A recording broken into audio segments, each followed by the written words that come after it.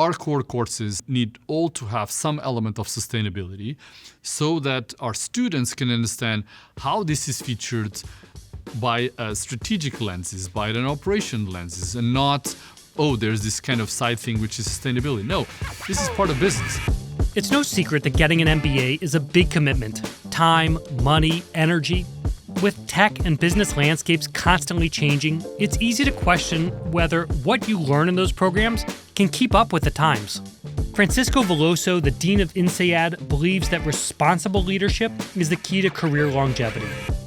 INSEAD is ranked number 2 on LinkedIn's top MBA list, a list using exclusive data to measure how well alumni excel in their workplace, whether that's at a big company or starting their own thing.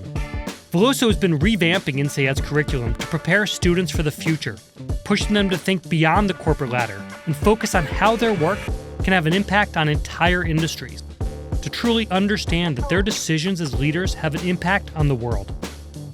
With campuses across 3 continents, 1,300 students, and 67,000 alumni globally, INSEAD's programs offer a unique and global take on the MBA.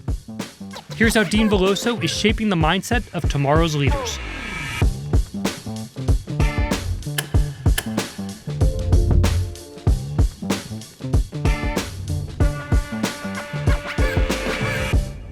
So why don't we just start a little bit with your background? You were a physics major in college. Can you talk about what led you from this interest in science to becoming the head of one of the top MBA programs in the world? I mean, like all careers, things evolve, right? I started in physics, and really what kind of sparked my interest and got that transition going is that, as I was going through my undergraduate, keeping a lot of time thinking about what is this knowledge for. So I sometimes talk about my defining moment. I was doing an internship in Germany in actually working with an experiment aboard some of the space probes, and I kept thinking, okay, this is really interesting. We're studying the orbits of these particles, but then how does that translate to knowledge and what happens beyond the kind of the lab? And this was kind of my entry point, which led to my subsequent academic career in innovation and entrepreneurship. It sparks from that interest on, how do you go from the science, the technology, into the commercialization, into the broader impacts, and then discovering at some point that actually you can make an academic career out of these, and here I am. You just celebrated your 1-year anniversary at INSEAD. Talk a little bit about what you're hoping to achieve there. First, what brought you to the school? What brought me to the school is really I think its mission. I've always been looking and considering and really taking seriously the mission of an organization, of a school. And this mission that INSEAD has to really bring together the people, the culture, and the ideas to develop these responsible leaders that making a difference in business and society. There are many schools out there that can teach you about management and cutting-edge management techniques. But there's really one place like INSEAD that really has this diversity of perspectives, people, presence, and that melting pot that it creates between the students, the faculty, the knowledge, to really look at the world, filter the world, and hopefully with my trajectory and my experience, I could contribute to it. What is the role of mission for a business school? If you think about, when I talk to people who are thinking about going to business school, they almost always give the same reasons. I want to get a better position, I want to get paid more, or I want to learn something that will help me get a better position. Business school tends to be so tactical. I need to achieve X when I leave. Are the students who join your school joining because they want that mission? Or is this a opportunity to be able to sort of bring the mission to them even as they're just thinking about what's my next step or how do I get better in my company or in my next company? I think it's a combination of both, but I think there is a little bit of a complementary aspect to bear in mind, because when we think about the mission, it's also about the research, right, and the research identity. And so at INSEAD, there's this notion that is one of our values, what rigor and relevance. So this idea that we at the school are at the cutting edge of understanding business and society, but do that in a way that is relevant, that is helping manager making better decisions, helping policymakers set better policies, and that guides the work that we do as academic leaders and the type of work that we push forward in our everyday activity and in our strategic commitment. So that's one part. The other part is, of course, it is instrumental in that sense that people that come to business school, they are business savvy, so they're making an investment in their education, in their capabilities, and therefore they want to reap the returns of that investment. But as you were saying, some of it is to bring that responsibility to them to think, wait a minute, it's not just about what you can do to yourself, it's also the responsibility that your trajectory, your experience, the capabilities and the knowledge that you acquire here and what that allows you when you go back to the business world, that really creates a very important responsibility because our graduates, they really have everything that it takes to be these responsible leaders, and they need to think about the impact that they can have on the world, and they do, and that's important. They leave here with a different understanding of the world, with a different perspective about their own role in the world, and hopefully with a drive to be those responsible leaders. And that's what I mean about taking that mission to life in a very unique way that makes INSEAD what it is today and what it has been building over the last few decades. Can you talk more about the sustainability? So in the last year, INSEAD has changed its curriculum to make sustainability part of everything that is taught at the school. And I think my understanding is it's the first big curriculum-wide change since 2017. How will students experience that? How do they experience that? What does it take to change a full school's curriculum? So of course, working with academia means that every time you make significant changes to the curriculum, it's quite an involved stakeholder process because it typically involves a vote by faculty, for example, or by a senate. And so it means that you have to balance out the different set of academic perspectives. You also have to think about what the implications may have on accreditation. So that's the heaviness of the process that I don't think is just for us, is for any academic institution globally. What it means for us, it means that we wanted to make sure that this was not seen as a side thing, but seen as something that is now and needs to be part of business. So that meant that we looked at the 14 core courses that our students have to go through and we said, okay, our core courses need all to have some element of sustainability so that our students can understand how this is featured by strategic lenses, by an operation lenses, by an organizational behavior lenses, by a finance lenses, and not, there's this kind of side thing which is sustainability. No. This is part of business, and so we need to have these various lenses through which you can look at that, and that was one part. But we thought that was not sufficient. Why? Because we want to train these responsible leaders that are out there to transform business and society. So that means we want them to be business ready. So we couple that with the capstone project being focused on sustainability and working interdisciplinary.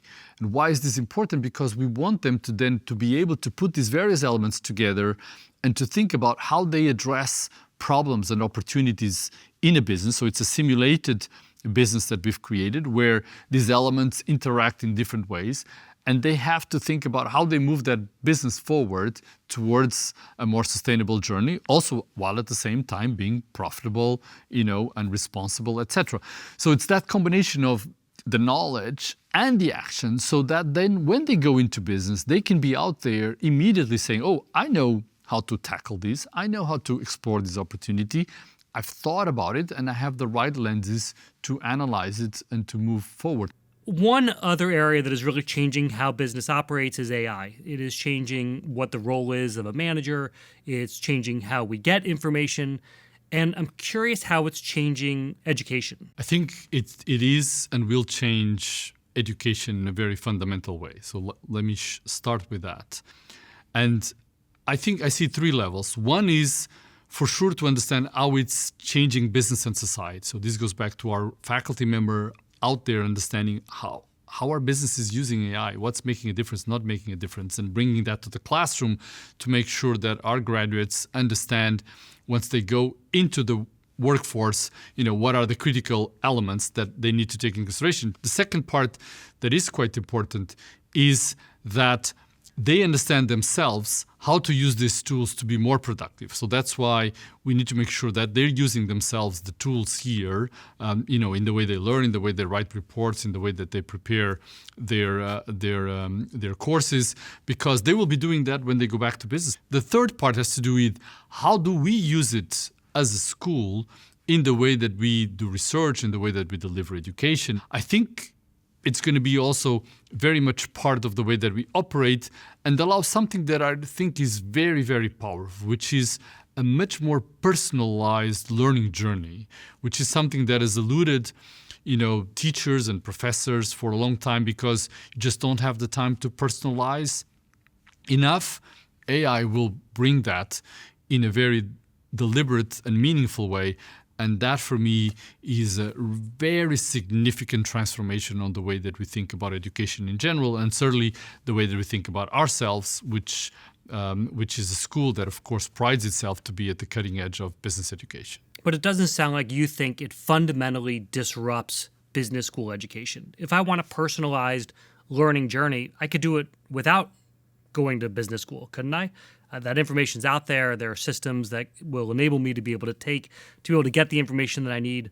Why even go to INSEAD in a few years? I would argue that even today, that knowledge is all accessible out there, right? And people use it perhaps less than what they should be using them. So there are fundamental parts about learning as a cohort, learning as a group, exchanging perspectives. So that social element of who and how you put together to learn, to advance that knowledge, that I think is and will continue to be quite fundamental if you integrate that with the right tools. So the role of the faculty member will evolve. It will become more of a mentor, a guider, a helper to create the right settings, to set up the right challenges for that learning journey. And if you do that properly with the right tools, I think it can be an amazing learning opportunity, which, whether that's disruptive or not, it will depend on how you judge it. The question that you're asking, which is, will business schools be obsolete or education be obsolete on the way that we think about it? I don't think so, which is not to say that there will not be an amazing set of providers, be it universities or formal education schools, helping people navigate and acquire knowledge. Absolutely. But I think that the way the world is going, the big challenges that exist today in business and society, I would say that make a very compelling case for bringing people, ideas, cultures together, so that curated by an amazing faculty that is at the cutting edge of knowledge to help the students and the professionals navigate through that knowledge and advance their understanding and their leadership capabilities. I don't think that that's going to go away anytime soon. Here's what stood out to me. Francisco Veloso is making sure his students understand that business leaders can't ignore the impact of their decisions. Under Veloso's guidance, INSEAD's curriculum is evolving for the first time in almost a decade. He's focusing on sustainability and responsibility. Students won't leave INSEAD without always thinking about the impact their decisions will have on the environment and on the people around them. And just to hammer it home, at the end of their time, everyone takes on a capstone project where they're put into a simulation to see how well they've internalized what they've learned. But let's take this beyond one school. In today's rapidly evolving business landscape, business schools must adapt. Students expect social responsibility and also technology integration in their education, and INSEAD isn't alone in responding. Schools like IMD, Catalog, and others on this year's top MBA list are making similar changes to ensure their graduates stay competitive. Ultimately, choosing where to pursue an MBA is a personal decision. For some, it's about building networks. For others, it's about getting ahead. But in either case, it's more crucial than ever to make sure leaders understand that responsibility is part of the job. Local decisions that they make can and do have a global impact. Now I want to hear from you. What training should someone get to be a great business leader today? Let me know in the comments.